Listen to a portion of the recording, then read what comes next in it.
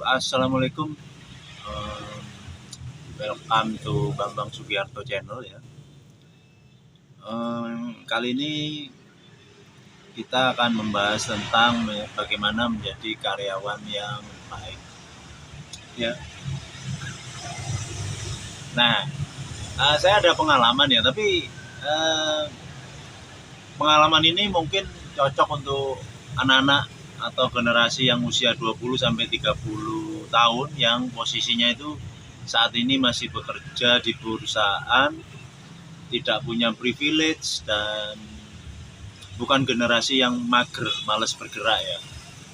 Jadi kalau kita mau jadi karyawan yang terbaik, saat kita itu bekerja di perusahaan, itu kita jangan hitung-hitungan. Jangan hitung-hitungan itu artinya misalkan kita digaji 2 juta, terus kita masuk dari jam 8 sampai jam 4 sore. Kita datangnya jam 8 persis, terus pulangnya juga jam 4 persis.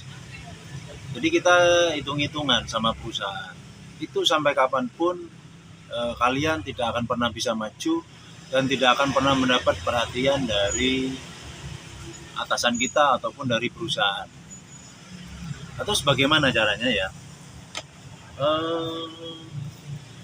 Kalau misalkan kita ini termasuk orang bodoh gitu ya, tapi kita sudah masuk di dalam sebuah perusahaan, setidaknya ini kalau orang bodoh ya, kamu itu harus datang setengah jam lebih pagi dari teman-teman kalian dan pulangnya setengah jam lebih terlambat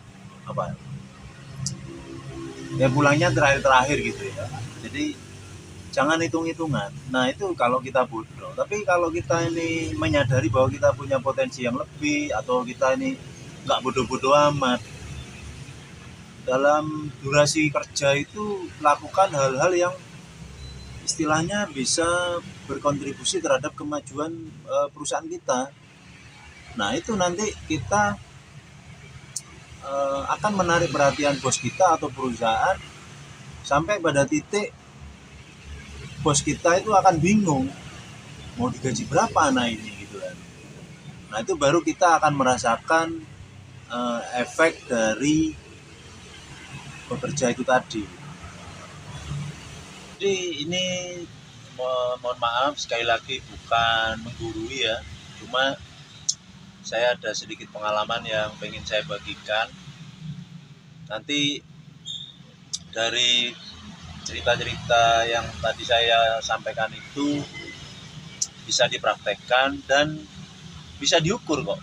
Jadi misalkan teman-teman mau nyoba 1 bulan, 2 bulan itu rajin luar biasa, bisa menarik perhatian secara positif, itu pasti akan ada dampak perhatian nimbal balik dari perusahaan atau bos kita ya. Terus misalkan kita kalau berada di tempat perusahaan yang salah itu artinya bos kita, perusahaan kita juga enggak sebenarnya kayak abai gitu ya. Nggak usah khawatir, karena istilahnya semesta atau Tuhan itu tidak akan diam ya. Jadi kita tetap akan disediakan apresiasi yang terbaik. Tapi jalannya dari mana kita tidak akan pernah tahu. Tapi yang paling masuk akal kalau kita melakukan itu secara positif, rutin dan dalam jangka waktu yang lama, itu akan membentuk karakter kita. Karakter kita ini pada saat kita mau pindah ke tempat usaha yang lain atau mendirikan usaha, karakter ini akan melekat pada diri kita dan akan membawa kita ke sebuah kesuksesan. Mungkin segitu dulu ya teman-teman. Terima kasih yang sudah menyimak. Assalamualaikum.